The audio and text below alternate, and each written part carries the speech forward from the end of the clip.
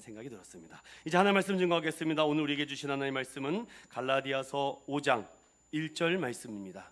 이 계시의 말씀 읽을 때 다 자리에 일어나셔서 5장 1절 말씀을 3번 연속해서 합독하도록 하겠습니다. 시작. 그리스도께서 우리를 자유롭게 하려고 자유를 주셨으니 그러므로 굳건하게 서서 다시는 종의 멍에를 매지 말라. 그리스도께서 우리를 자유롭게 하려고 자유를 주셨으니 그러므로 굳건하게 서서 다시는 종의 멍에를 매지 말라. 그리스도께서 우리를 자유롭게 하려고 자유를 주셨으니 그러므로 굳건하게 서서 다시는 종의 멍에를 매지 말라. 아멘.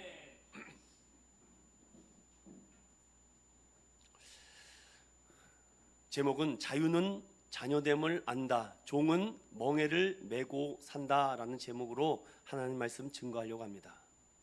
갈라디아서를 처음 시작했던 시간에 여러분들에게 분명히 드린 메시지 하나가 있었습니다. 그것은 바로 복음으로 사람을 살리고 키우고 고치는 생명사역을 인천은ion교회는 해나갈 것이다, 해내고 싶다라고 말씀을 드리며 갈라디아서 1장 1절을 시작한 것 같은데 벌써 12번의 말씀을 증거하고 있습니다. 다시 한번 상기시키고 5장을 들어가기 위해서 5장 1절이 갈라디아서 말씀의 중요한 3가지 구절 중에 한 구절입니다. 오늘 예배 끝나기 전까지 암송하십시오. 나가실 때 저한테 다 검사받고 밥 먹을 줄로 믿습니다. 그리스도께서, 어렵지 않아요 여러분들. 제가 그래서 3번 반복한 겁니다. 이 말씀의 구절이 너무 중요하기 때문에 그래요. 우리 한번 다시 한번 암송해 보겠습니다. 저를 보세요. 그리스도께서, 시작. 그리스도께서 우리를 자유를 주셨으니 그러므로 굳건하게 서서 다시는 종의 멍에를 매지 말라. 네, 점심은 일단 확보는 된 것 같아요 여러분. 복음으로 생명을 살리는 사역, 이 사역이 여러분들 결론으로 말하면 자유함을 얻는다는 것입니다. 복음을 몰랐을 때는 우리가 알고 있는 인간의 자유로 살아가는데 복음이 내 생명 안으로 들어올 때의 자유는 세상이 말하는 자유와 비교할 수 없어요. 생각하건대 장차 이 고난은 세상이 말하는 고난과 하나님이 말하는 고난과 비교 경쟁도 안 된다. 이게 로마서 8장 말씀 아니겠습니까? 저는 다시금 여러분들에게 상기시켜주고 싶어서 우리의 생각의 틀, 생각의 이 덩어리를 바꾸지 않으면, 복음으로 바꾸지 않으면 여러분에게 그 생명은 싹이 나거나 열매가 나기는 어렵다. 그러니 우리 생각의 덩어리를 먼저 복음으로 바꾸고, 그리고 생각하고 느끼고 행동하고 습관과 인격이 바뀔 때 진정한 인생의 참 변화가 온다라고 저는 말씀을 여러 번 드리고 있습니다. 이에 우리 인천은ion교회는 이 생각의 덩어리를 바꾸기 위해서 어떻게 앞으로도 계속 나아가고자 하는가? 바로 생명사역의 이 베스트 사역을 제가 계속해서 여러분들과 함께 달려가려고 합니다. 먼저 바이블, 성경이죠. 그리고 이 성경을 잘 강해해서 이 강해된 말씀을 듣고 배운 사람은 성령님께서 삶의 변화로 나타날 것이다. 그러면 그 베스트가 기초가 된 성령의 사람들은 반드시 공동체에 큰 기둥을 세우고 소그룹, 우리는 이것을 셀이라고 말을 합니다. 공동체라는 이 대그룹의 공동체와 그 공동체 안에 세워진 작은 가지가지의 이 셀들이 딱 2개의 기둥이 버틴다면은 지붕은 무너지지 않아요. 보통 교회들이 대공동체만을 강조합니다. 주일날 모이는 이 숫자와 이 사이즈만을 강조하다 보니까 월요일부터 토요일까지는 그들이 어떻게 사는지 관심이 없어요. 예배를 드리는지, 성경을 보고 있는지, 기도 생활을 하는지, 말씀대로 순종하고 큐티를 하는지 아무 관심이 없어요. 성장하는 교회, 부흥하는 교회의 특징은 대공동체에 모이는 숫자나 소그룹 셀이 모이는 숫자가 똑같습니다. 그 교회가 어떤 교회인지 아십니까? 그 교회가 분당우리 교회입니다. 그 교회는 대그룹, 오늘 아침에 설교를 하신데 그러더라고요. 1만 성도 파송하고 3,500명이 남았는데 지금 2배가 또 됐대요. 그런데 그 공동체가 새로 들어오는 그 많은 성도들을 서로 세워가야 되는데 셀 리더의, 즉 우리식으로 말하면 리더, 이 순장들을 세우는 게 너무 어렵다. 여러분, 어느 교회나 크든 작든 이런 문제는 계속 겪게 되는 거 아니겠습니까? 그래서 두 개의 이 공동체와 셀이 딱 기둥을 받치고 나면 거기서부터 일이 돼요. 하나님이 일하십니다. 먼저 예배가 회복이 돼요. 그리고 그 안에 교제가 회복됩니다. 그리고 예배와 교제가 회복이 되기 시작하면 선교하고 전도가 일어나는 겁니다. 이게 거꾸로 되지 않아요. 전도 먼저 한다고요? 아니, 예배가 회복되지 않았는데 어떻게 전도하고 증인이 됩니까? 내가 예배가 회복되고 이 대공동체와 셀 모임 안에서의 친밀한 교제, 예수 그리스도 이름으로 교제가 회복되면 나가서 전도하게 된다니까요. 복음을 전하게 돼 있어요. 그리고 거기서 더 열심히 내고 순종하는 사람들이 또 더 많은 교육을 받으려고 하는 것이고, 더 나아가 감당할 수 없는 이런 봉사와 희생도 하게 되는 것입니다. 이게 생명사에게 아주 좋은 모델이죠. 여기에 더 나가서 생명은 이 6가지를 함께 공유하고 공감하는 것입니다. 미션, 주체, 전략, 가치, 비전, 평가가 골고루 잘 조화를 이루어가는 교회가 건강하게 될 수 있다는 거죠. 더 나아가 이 그래프를 한번 보시고 이 그림을 보십시오. 이것이 티모시 레인과 폴 트립에 같이 공조하여 만든 사람이 어떻게 변화되는가의 세 그루의 나무를 가지고 설명한 건데, 이 세 개의 나무가 있습니다. 가시나무, 십자가나무, 열매나무가 있는데, 동일하게 세상이라는 무더위, 정말 감당할 수 없는 이 엄청난 열기와 강렬한 태양의 열기는 누구나 견딜 수 없습니다. 그러나 이 태양 밑에 세 나무 그루가 있는데, 이 세 나무가 열매를 맺는 나무도 있고 가시를 맺는 나무도 있다는 것이죠. 이 학자는 이렇게 얘기합니다. 숨막히는 태양의 열기에 우리가 어떻게 반응하느냐에 따라서 자유함을 얻은 자녀가 될 수 있고, 이 자유함을 누리지 못한 사람은 아직도 종이 되어 멍에를 메고 살아가는 사람들이 있을 것이다.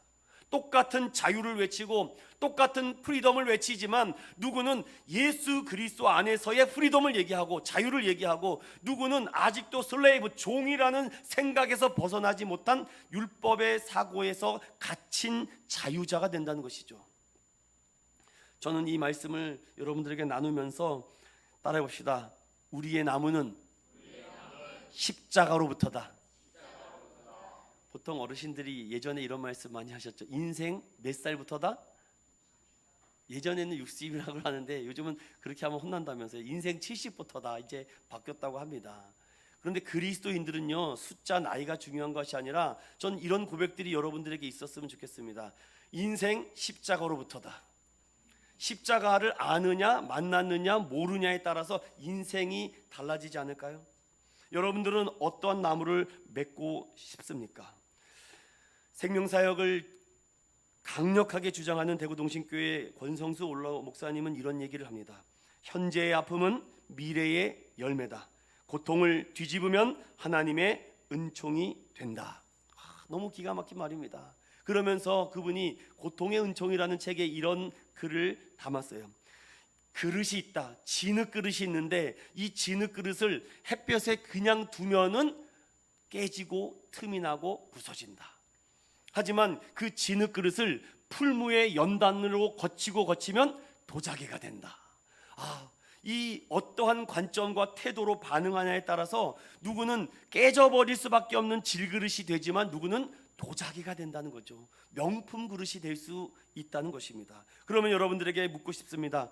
성경에서 말하는 예수님이 쓰시는 그릇은 어떤 그릇입니까? 디모데에게 이렇게 말합니다. 각양 좋은 그릇이 많이 있다고 해도, 그가 설령 도자기라고 해도 하나님이 쓰시는 그릇은 어떤 그릇이다? 깨끗한 그릇이라고 말을 합니다. 사랑하는 믿음의 성도 여러분, 예수 보혈의 능력으로 여러분 심령이 먼저 자유함을 얻어 깨끗해지시기를 주님의 이름으로 축원드립니다. 저는 이제 이 말씀을 가지고 여러분들에게 첫 번째 이런 말씀을 드리고 싶습니다.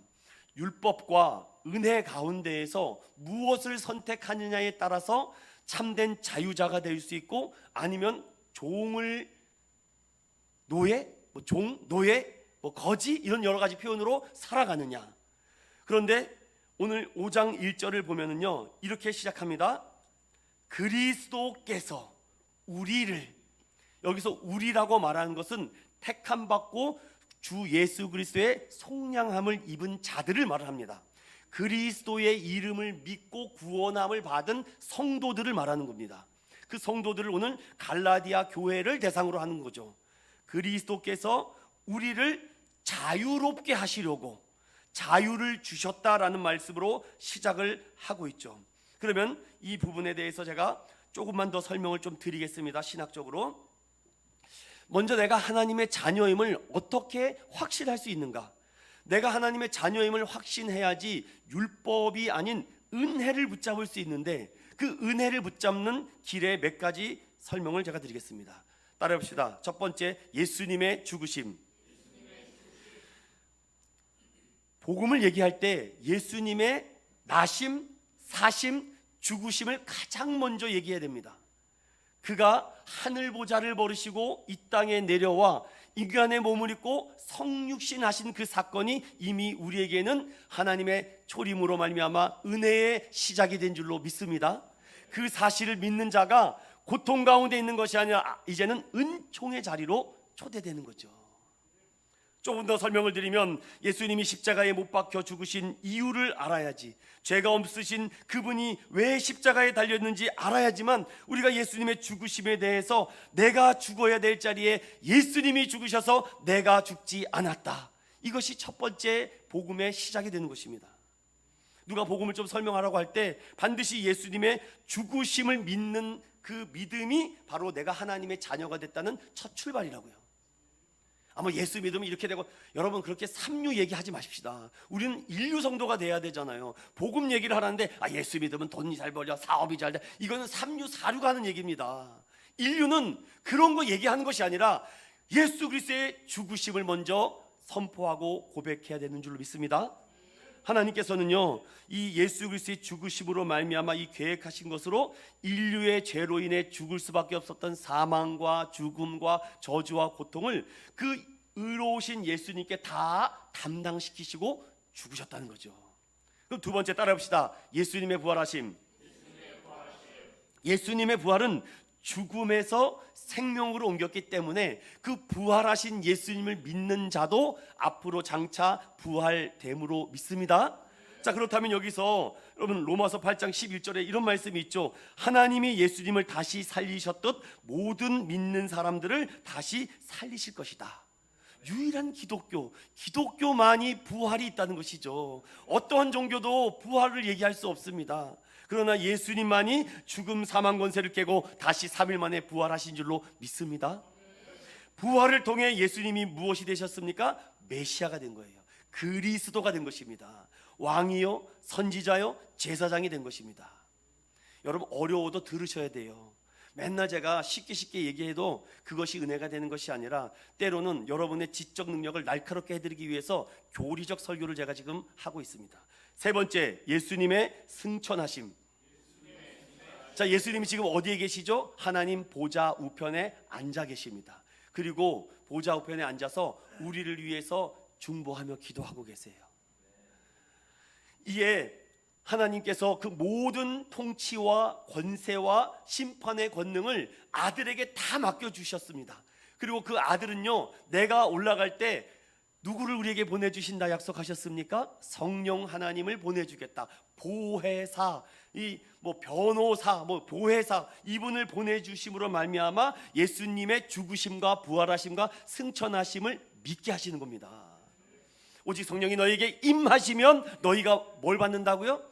권능을 받는다고요. 헬라어로 두나미스입니다. 이 두나미스의 원어를 보면요, 여기 옛날 군대 다녀오신 분들 알죠? 수류탄 던져보셨죠? 핀을 뽑고 안전핀 뽑고 자세를 갖추고 던지지 않습니까? 그런데 이 작은 수류탄 하나가 여러분 살상력이 얼마나 큽니까? 그 주변에 못해도 10m 이상 15m 이상의 모든 생존하는 살아있는 것들은 다 파괴할 수 있는 능력이 되죠. 복음이 그런 능력이 있다는 것입니다. 그런데 왜 내가 그런 복음의 능력을 왜 한 번도 체험하지 못합니까? 여러분이 예수님의 죽으심과 부활하심과 승천하심에 대한 하나님의 자녀되면 확신이 없기 때문입니다. 여러분 죄에서 자유함을 얻기 위해서 예수님의 죽으심과 부활하심과 이 승천하심을 믿음으로 고백하시는 주의 종들 되시길 바랍니다. 그러면 오늘 여기서 그리스도께서 우리를, 이것이 딱 이해가 돼요. 그럼 여기서 여러분들에게 다시 한번 질문하고 싶습니다. 쉽게 질문 드릴게요. 성경을 읽고 예수를 믿으셨습니까? 예수를 믿고 성경을 보셨습니까? 다시 정확하게 말씀하셔야 돼요. 성경을 읽고 예수를 믿게 됐습니까? 예수를 믿고 성경을 보게 됐습니까? 정말이요? 예수를 믿고 성경을 보게 됐어요? 처음부터 야, 예수 믿는다, 성경 봐야지, 이렇게 됐습니까? 정말요? 믿음은 들음에서 나잖아요. 갑자기 나 오늘 예수 믿으러 가야지, 교회 가야지 이럽니까 여러분? 안 그래요. 대다수가 특별한 경험을 제외하고는 다 말씀을 듣고 믿음이 생겨서 예수가 믿어진 거예요. 이 원칙이요 변하지 않아요. 그러니 오늘 이 짧은 30-40분의 설교 시간에 설교를 듣냐 안 듣냐, 여러분의 생각의 덩어리가 바뀌냐 안 바뀌냐, 이 문제를 지금 놓고 얘기를 하고 있죠. 저도 로마서 1장부터 16장까지를 백독을 하면서 와, 감탄이 아니라 로마서 말씀을 읽으면서 제 자아가 얼마나 썩었는지, 얼마나 제 자아가 문드러졌는지를 말씀을 읽으면서 뭐가 발견된지 아십니까? 나의 죄가 발견됐어요. 그리고 이 죄를 어떻게 해결하지? 로마서 8장을 보니까 너희가 할 수 없는 그것을 누가 하셨다고요? 하나님이 하셨다. 하나님이 자기 아들을 그 모든 죄악을 다 담당하게 하셔서 너를 구속하셨다. 이게 은혜라니까요 여러분. 이 은혜를 아는 사람은 고통을 더 이상 고통으로 보지 않고 고통 속에 숨겨진 하나님의 은총으로 바뀌게 되는 것이죠. 여러분, 복음을 얘기하실 때 예수님의 죽으심과 부활하심과 승천하심을 고백하는 믿음의 종들 되시길 축원합니다.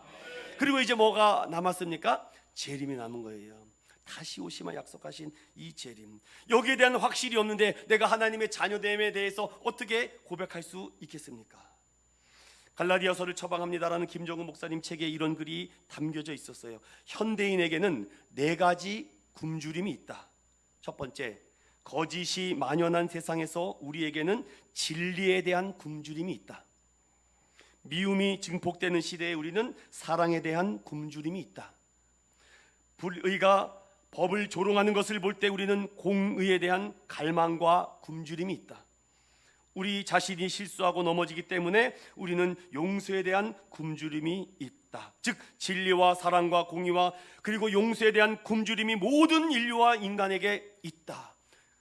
그 깊이의 차이뿐이죠. 그럼 여러분, 이 문제를 해결하기 위해서 어떻게 찾아야 되고 어떻게 살아가야 됩니까? 저자는 이렇게 얘기합니다. 정답은 오직 예수 그리스도밖에 없었다. 진정한 자유와 만족은 예수 안에서만 체험된다.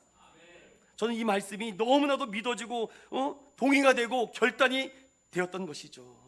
예수 안에서 세상의 굶주림에 헐떡헐떡거리며 세상에 던져준 고깃덩어리 하나 보고 침을 질질 흘리는 그런 삼류 인생이 아니라, 그 고깃덩이가 아무리 맛좋아도 하나님이 허락하지 않으면 내가 먹지 않겠다. 이게 자유자에 대한 고백이라고요.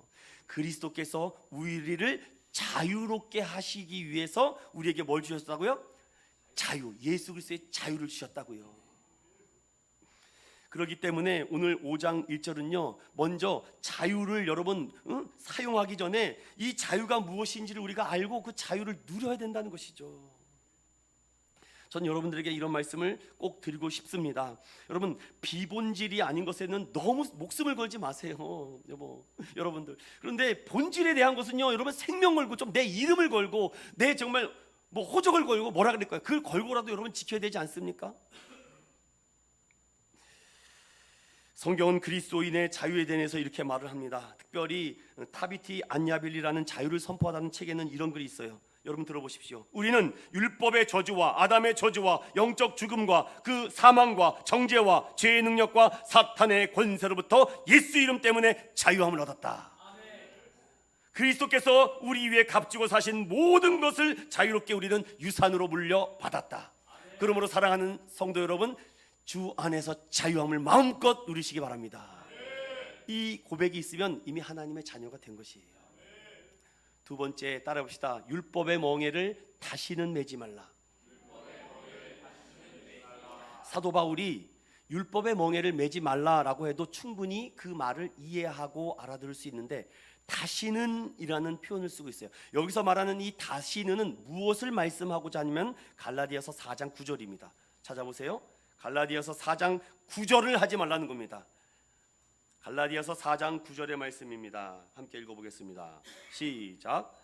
이제는 너희가 하나님을 알 뿐 아니라 더욱이 하나님이 아신 바 되었거늘 어찌하여 다시 약하고 천박한 초등 학문으로 돌아가서 다시 그들에게 종노릇 하려 하느냐. 아멘. 이 얘기를 지금 하고 있습니다. 다시는 제발 그 약하고 천박한 초등 학문으로 돌아가지 마십시오. 내가 여러분들을 복음으로 말미암아 세우기 위해서, 그리스도의 형상과 모양으로 만들기 위해서 내가 해산하는 수고를 하지 않았습니까? 내가 당신들을 구원하기 위해서 내가 당신들 같이 되지 않았습니까? 당신들이 나를 하나님의 말로 그 말을 듣고 나를 눈이라도 빼어줄 정도로 나를 사랑하지 않았습니까? 왜 그 은혜를 잊어버리고 율법을 다시 붙잡으려고 하십니까? 라고 말하며 하나님을 알지 못하여 본질상 하나님이 아닌 자들에게 왜 다시 종노릇 하십니까? 다시는 멍에를 매지 말라. 여러분, 멍에가 뭡니까? 바로 이 멍에입니다. 제가 초등학교 4학년 때 시골에 갔는데 할아버지가 저보고 밭갈로 가자 그러더라고요. 그래서 밭갈로 가는 줄 알고서는 전 또 들은 것이 있어서 소를 끌고 가는 줄 알았더니 사람을 끌고 가더라고요.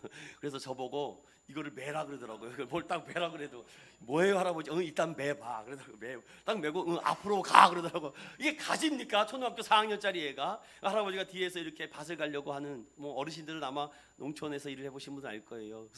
그래서 제가 할아버지 제가 소예요? 그래서 내가 아니 그래도 이것도 한번 경험해 보라고. 그런데 그 멍에에 딱 묶이니까 옴짝달싹을 못하는 저의 자신을 봤죠. 여러분, 마태복음 11장에 이런 말씀 있죠. 따라 봅시다. 이는 내 멍에는 씻고 내 집은 가벼움이라. 사도 바울은 오늘 그 무거운 멍에까지도 짊어지신 예수 그리스도께서 우리에게 자유를 주셨는데 왜 스스로 그 멍에를 메고 왜 그 속에서 살아가느냐. 이에 오늘 5장 1절을 다시 보면은 우리를 자유롭게 하려고 자유를 주셨으니 그러므로라는 접속사가 있습니다. 그러면 두 가지 얘기를 연속해서 말하고 있죠. 첫 번째, 굳건하게 서서, 그리고 종의 멍에를 매지 말라. 자, 굳건하게 서라는 말은요 이거예요. 따라합시다. 철저히 준비하고 방어하라.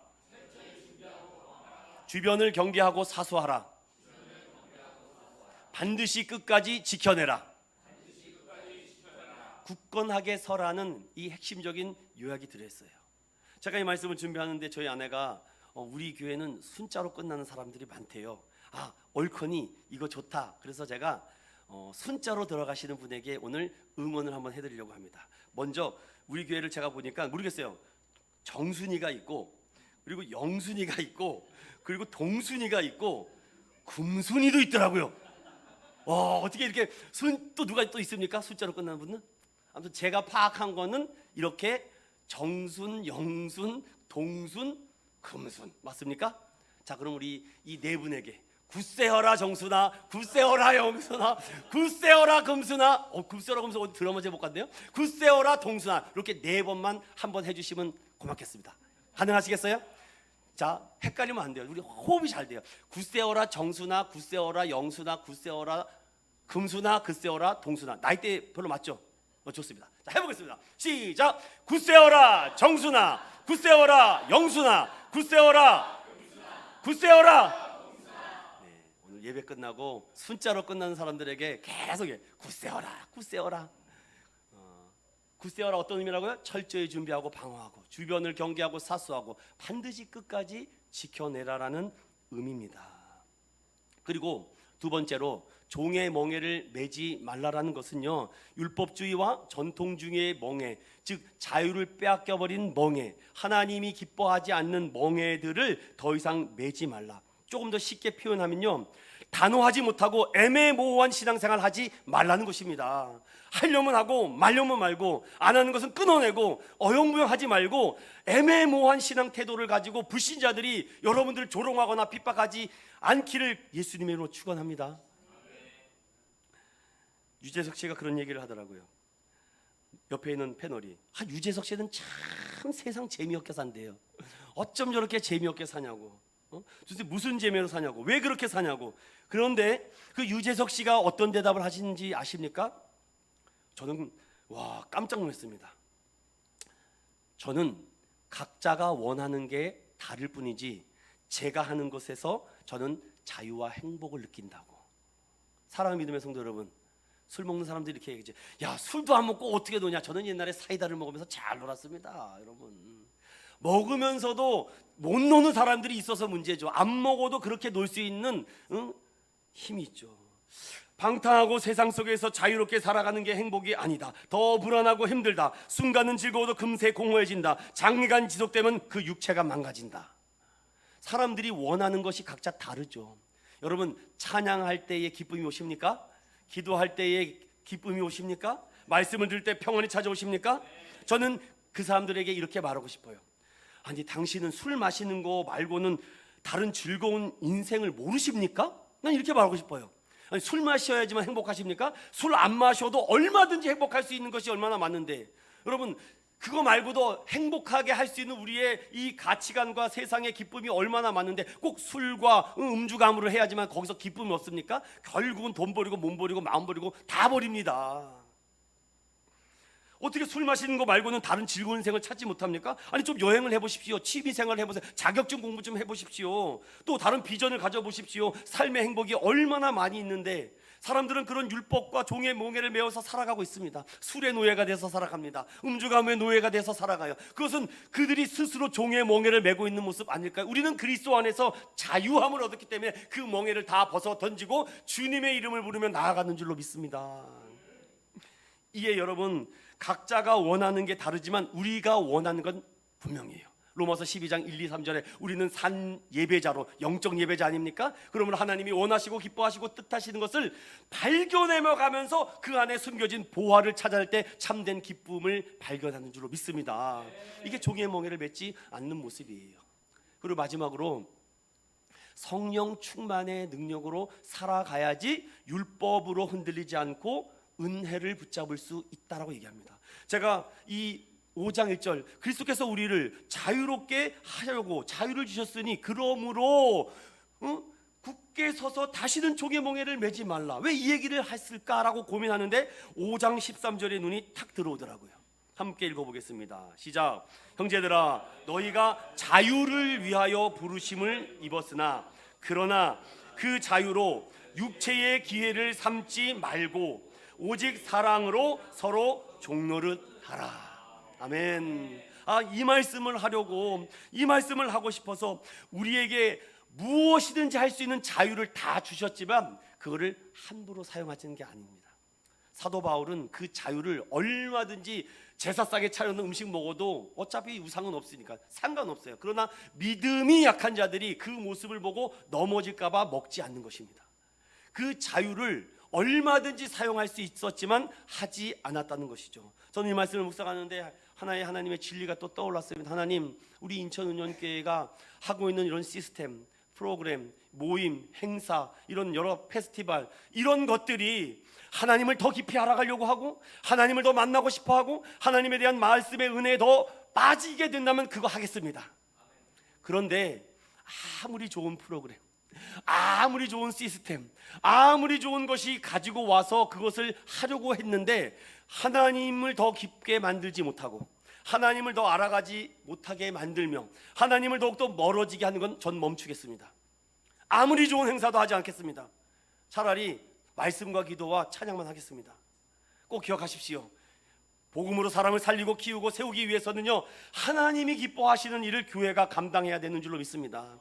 아무리 세상에서 이런 시스템, 유명한 가수 이거 여러분 교회에서 얼마나 많이 합니까? 그러나 하나님을 더 깊이 알아가고 하나님을 더 세상보다 하나님을 더 사랑하게 된다면 저 그거 하겠습니다. 하지만 그가 아니라면요, 아무리 세상에 위대한 사람이 다 와도 이 강단 함부로 넘기지 못합니다. 제가 혹시 마음이 연약하여 넘어질 때 굿세어라 금순아 집사님, 저 좀 붙잡아 주십시오. 저도 손자가 안 들어가서 넘어질 수 있거든요. 그래서 성령의 능력으로 살아가기 위해서 항상 말씀과 기도와 말씀이 이 두 축이 무너져서는 안 되는 거죠. 여러분 지금 무너져 있는 것이 있으십니까? 예배가 무너져 있어요? 여러분들이 원하는 것이 무엇입니까? 소탐된 실에 무너집니까? 견물생심에 넘어집니까? 여러분들은 하나님의 시민권 자격이 있는 하나님의 자녀 된 줄로 믿습니다.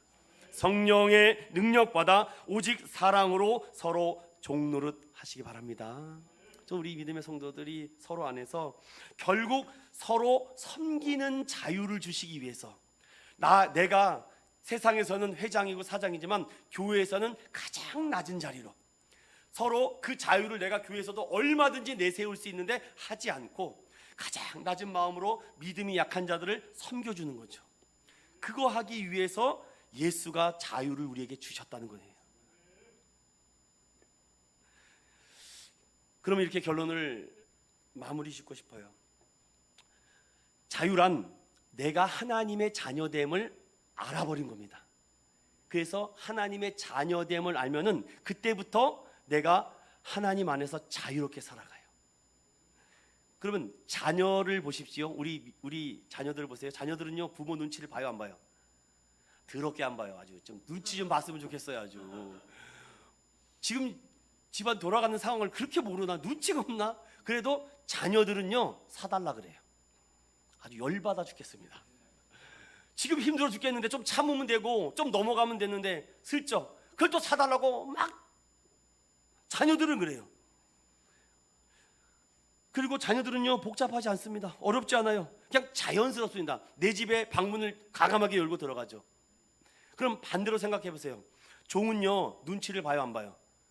여러분, 우리 인천은교회에서 제발 눈치 좀 보지 마세요. 여러분 자유자입니다. 하나님 안에서 자유롭게 해야 되는데 밥 더 먹었다고 누가 뭐라 그럴까 봐 이러지 마세요. 여러분 마음껏 드세요. 여러분들 괜찮습니다. 응? 여러분 나 혼자 있는데 에어컨 틀면 어떡하지? 괜찮아요. 드세요. 여러분들. 그리고 틀고 마음껏 기도하세요. 네. 저는 괜찮아요. 지난주에 지하실을 제가 청소를 하는데 처음에 그 인조단지를 깔 때 너무 좋았습니다. 야, 깨끗하고 아름답다. 그런데 청소하는데 여기가 완전히 개판 오븐전이었어요.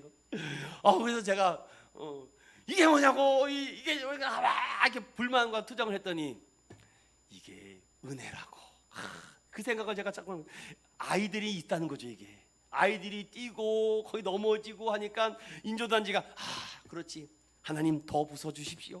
더 망가뜨려 주십시오. 그래야지 새 거가 생기지 않겠습니까? 그 은혜를 제가 깨닫고, 내가 예수 안에서 자유함을 누리고 있는데 뭐가 망가질까봐, 뭐가 부서질까봐, 뭐가 없어질까봐 뭐 그렇게 염려하십니까? 염려하지 마세요. 여러분 뭐 갖고 가면 더 좋은 거 생깁니다. 걱정하지 마세요. 종은요, 잃어버릴까봐, 뺏길까봐, 훔쳐갈까봐 계속 눈치를 보며 살아갑니다. 이에 사도 바울은 이 갈라디아 교인들에게 이렇게 말하죠. 너희들에게 예수께서 자유롭게 하시려고 이미 자유를 주셨는데 그 자유를 왜 사용하지 못하느냐? 왜 종의 몽해를 매려고 하느냐? 그리고 종은요, 어떤지 아세요? 남보다 더 잘해야 돼요. 괜히 어설프게 해서는 티도 안 납니다. 여러분, 아침에 우리 그레이스틴 학생의 찬양단을 지금 3주째 연습하고 있는데 승재 같아는 좀 빨리빨리 좀 했으면 좋겠고 좀 어떻게 좀 했으면 좋겠어요. 그러니 아무튼 그렇습니다. 그런데 아니다, 참아야 됩니다. 보지 말자, 기다려야 된다. 아이들이 여기 나와서 이렇게 할 수 있다는 것도 은혜 아니겠느냐. 그러면서 이 아이들의 그 찬양을 보는데 막 꿈이 생기는 거예요. 우리 인천은교도 나중에 이 학생을 여기서부터 쫙 세워가지고서는 누가 좀 지휘 좀 하십시오. 쫙 세워가지고서는 이렇게 그리스도의 계절을 찬양하는 날이 온다. 그럼 믿음이 생기는 겁니다. 이렇게 아이들이 쫙 서서 그 똥땅똥땅 하면서 찬양을 하는데 얼마나 이뻐 보이는지요. 사랑 믿음의 성도 여러분, 자유자는 그런 눈이 생기는 줄로 믿습니다. 종은요, 나 틀리면 어떡하지? 괜찮아요. 틀려도 괜찮아요. 망가지면 어떡하지? 괜찮습니다. 마귀는 자녀에게 종으로 살아가라고 계속 거짓 정보를 흘려버립니다. 그러나 여러분 선포하십시오. 따라합시다. 나는 하나님의 자녀다. 하나님의 자녀다. 그러면 여러분 마지막으로 질문합니다. 그러면 하나님의 자녀가 되려면 어떻게 해야 돼요? 성경적으로 대답하시라고요. 하나님의 자녀가 되려면 어떻게 해야 돼요? 요한복음을 2년 동안 제가 강의했잖아요. 그렇죠. 영접하는 자. 그렇죠. 이렇게 나와야 된다고 제가 말씀을 드렸잖아요. 요한복음 11장 12절과 13절. 이거 읽어보고 마치겠습니다. 하나님의 자녀가 되는 말씀입니다. 요한복음 1장 11절과 12절과 13절, 두 절만 보겠습니다. 시간상 12절과 13절입니다. 시작. 영접하는 자 곧 그 이름을 믿는 자들에게는 하나님의 자녀가 되는 권세를 주셨으니 이는 혈통으로나 육정으로나 사람의 뜻으로 나지 아니하고 오직 하나님께로부터 난 자들이니라. 아멘. 어떻게 하나님의 자녀가 된다고요? 예수 그리스도를 마음으로, 몸으로, 진실함으로 영접할 때 하나님의 자녀가 되었다. 이 믿음으로 한 주간도 종이 아닌 자유자로 살아가시는 저와 여러분 되시기를 예수님의 이름으로 축원드립니다.